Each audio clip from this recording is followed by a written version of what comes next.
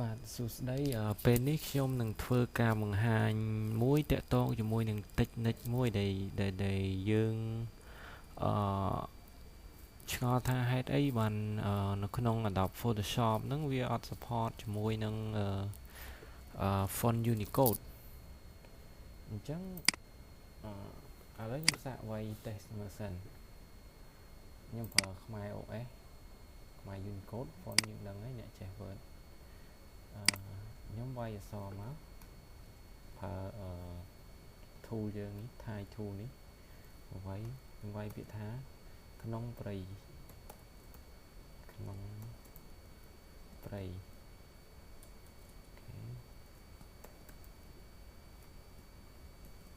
អញ្ចឹងវាចេញជារាយមួយអញ្ចឹងដើម្បីដោះស្រាយអាបញ្ហាហ្នឹងទី1គឺយើងត្រូវចូលទៅក្នុង edit ហើយយើង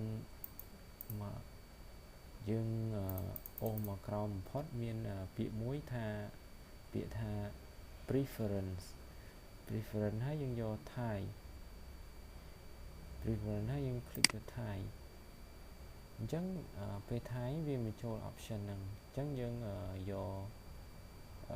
Middle Eastern យើង tick អាហ្នឹងហើយ OK ឥឡូវយើងទៅសេសាកមើលក្នុងព្រៃអូខេអត់ទាន់ដើរទេអញ្ចឹងនៅជាងនៅរាយដែរមួយទៀតយើងត្រូវចូលទៅក្នុង paragraph ឥឡូវចូលThai panel ហើយ paragraph panel คลิกមកវានឹង show ហើយនៅសញ្ញានៅកែងខាងស្ដាំនេះយើងคลิกលើវាមកយើងយកពាក្យថា every line composer បន្ទាប់មកយើងបិទ Photoshop យើងសិនព្រោះយើងបានកែវាអញ្ចឹងយើងបើកម្ដងទៀត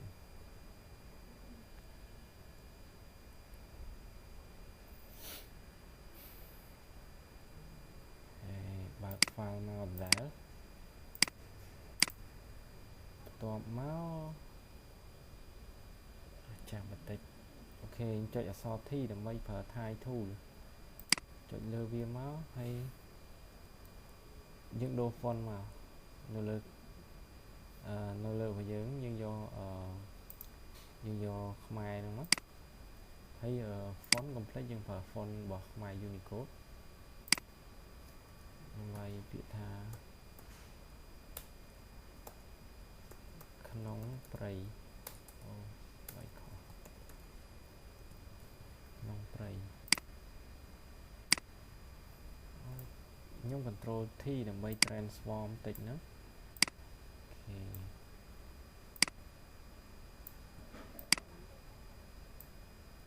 ឲ្យវាតូចបន្តិចចាក់ពណ៌ control backspace ចាក់ពណ៌ background យកពណ៌សអូ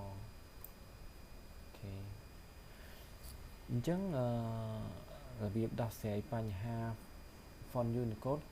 មានតែពីរហ្នឹងទេទី1ចូល edit preference Thai ហើយយើង click យក Middle Eastern បន្ទាប់មកយើងចូល Thai panel ហើយយក graphic panel ហើយយើង click ដូរវាទៅ every line composer អូខេ